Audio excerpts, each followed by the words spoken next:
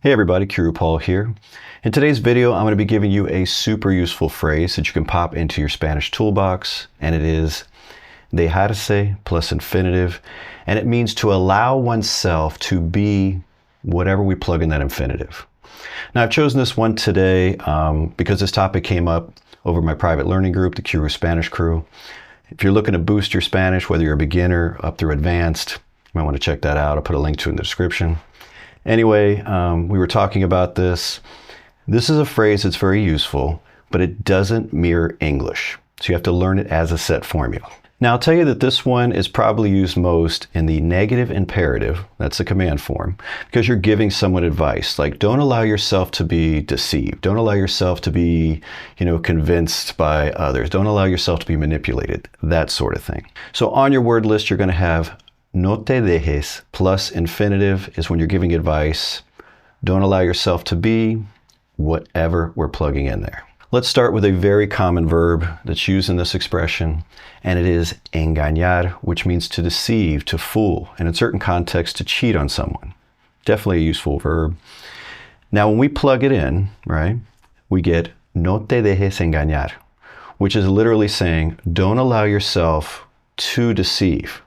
So if you looked at that literally and you weren't aware of this formula, this pattern, you would probably mistranslate that. You're like, what is that saying exactly? But what it really means in English is don't allow yourself to be deceived. Do you see why we're learning this one as a separate formula? Because it doesn't mirror English. If we try to make it mirror English, you'd get something odd like, no te dejes, don't allow yourself to be ser, deceived, engañado, and it's not correct. Now, the fastest way to learn Spanish as an English-speaking adult is to learn it this way. To learn set formulas and patterns, little ones, that you can string together to make sentences, but just to learn them this way, okay? Logically, we have no te dejes plus a verb. So you can create your own sentences. Actually, phrases and sentences you've never seen or heard before in your whole life, but they'll be correct. I'll show you what I mean. Here's another verb, vencer, and it means to defeat. And I can use it that way if I defeated someone or, the dictator defeated the enemy, something like that. But we know we plug it in, it's going to change a little bit. So if I wanted you to translate, don't let yourself be defeated. Can you do that? Now that you've seen the formula? Go ahead.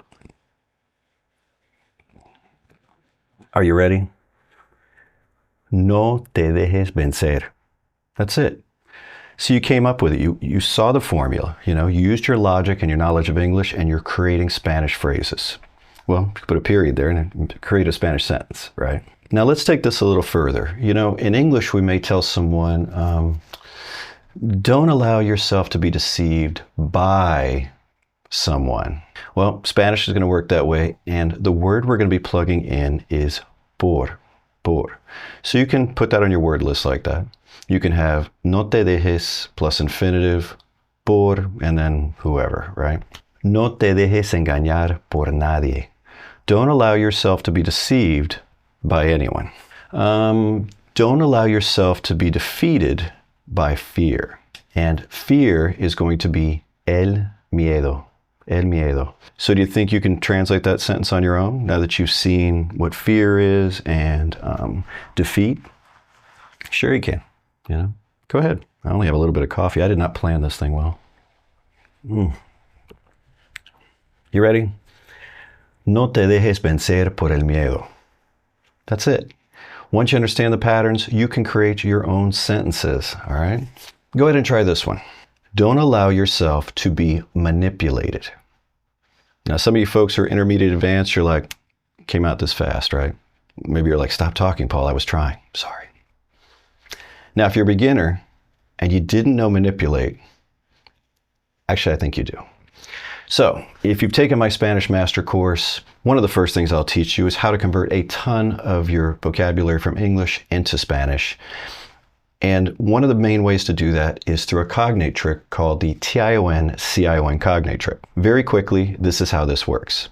About 95% of the words in English that end in TION can be converted into Spanish by changing the T to a C and putting an accent over the O. For example purposes, I'm going to use confrontation.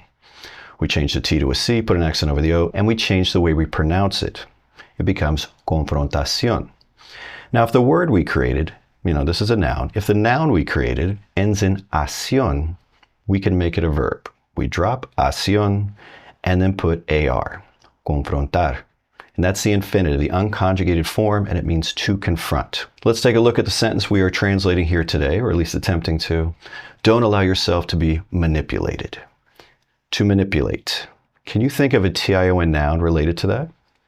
Manipulation. Can we change that into Spanish? We change the T to a C, accent over the O. Manipulación. Does it end in acción? Yes. So we know we can make it a verb. We drop acción and put AR. Manipular. No te dejes manipular. Don't let yourself be manipulated. That's it. You just did that from patterns. First, you had a vocabulary pattern. You came up with the verb. You plugged it into the new pattern for today. You've got this. Let's try another one. Don't allow yourself to be intimidated.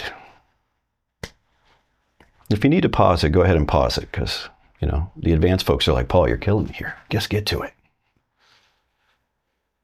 Are you ready?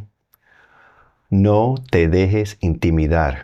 Did you get intimidar? Did you think, to intimidate? Intimidation. That would become intimidación. Can I change that into a verb? Yes, because it ends in acción. Intimidar. Boom, got it. Cognates are great, but eventually we're going to have to learn some other verbs. A verb, even if you're a beginner, you may have already learned is llevar, which means to carry. And it is super useful all through the Spanish language. In fact, I should probably do a video just dedicated to it. But with this expression, you're going to see it a lot. No te dejes llevar por.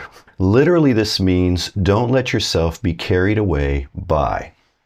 But the best English translation, that we come up with will depend on the situation. And you'll hear me say that a lot. We don't really translate, from one language to the other. We interpret. We look what it is in one language, and then we interpret it and find what would be the most natural sounding to convey the same idea in the other language. And this is a good example of that, all right? Let's look at a few examples so you can see how this really works and how that context works. It's super useful, though. Very, very useful. No te dejes llevar por el impulso. Literally, don't let yourself get carried away by impulse.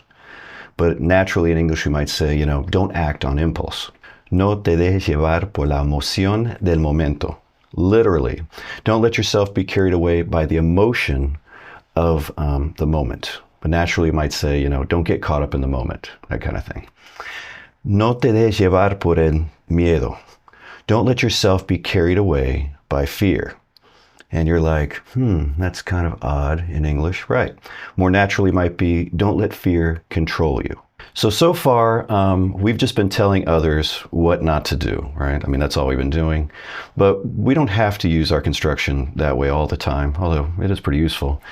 We can use it, in the present tense, other tenses, etc. So just remember, we started out with dejarse plus infinitive, and then we added plus por, if we want it.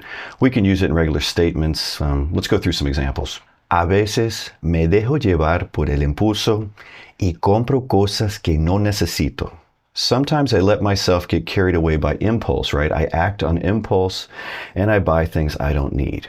Now, if you're having trouble wrapping your head around this whole, dejarse, llevar, and you're like, I don't know how useful that is. That's okay. You don't have to necessarily use that. The construction from today is fantastic. I would say you're probably going to use it most with the verb engañar, right? To deceive or to fool.